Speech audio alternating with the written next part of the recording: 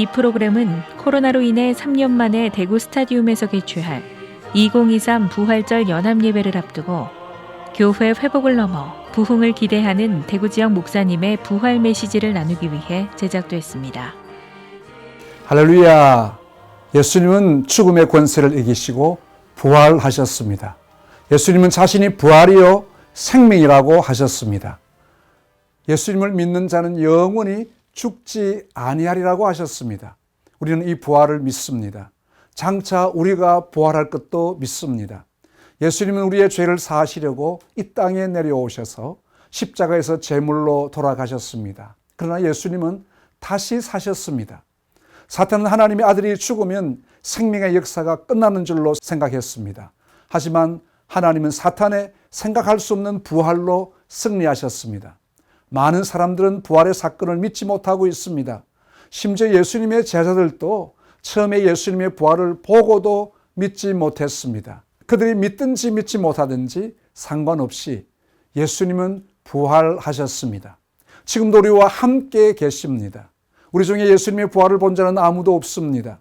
그러나 우리는 예수님의 부활을 믿습니다. 성경에서 말씀하시기 때문입니다. 엠마오로 가는 두 제자들에게 부활하신 예수님이 나타나셨습니다. 그들에게 모세를 통해서 계시된 말씀과 선지서에 계시된 말씀을 전하셨습니다. 말씀을 들을 때에 두 제자들의 마음이 뜨거워졌다고 했습니다. 그들은 예수님께서 전하신 말씀을 듣고 예수님이 부활하셨음을 믿었습니다. 그런데 말씀을 전하신 그 예수님이 갑자기 사라져 버렸습니다. 그러나 그들은 예수님의 부활을 믿었습니다. 예수님은 그들에게 십자가의 상처를 보여주신 것이 아닙니다. 못 박힌 손과 발을 보여준 것이 아닙니다. 다만 말씀만 전하셨습니다. 그런데 그들이 말씀을 믿을 때 못 박힌 자국을 보는 것보다도 더 확실하게 믿게 되어진 것입니다. 이것이 믿음의 능력입니다. 이것이 믿음의 역사입니다. 믿음은 보이지 않는 것을 손에 붙잡는 것입니다. 예수님께서 그들의 눈에 사라졌지만 그들은 부활을 확신했습니다.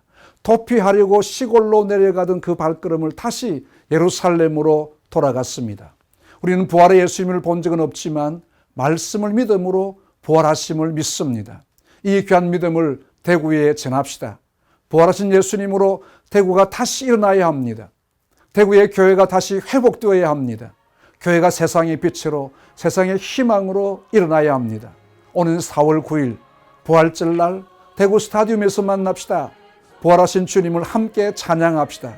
그리고 대구를 위하여 부활의 예수님의 증인이 되시기를 축복합니다. 할렐루야.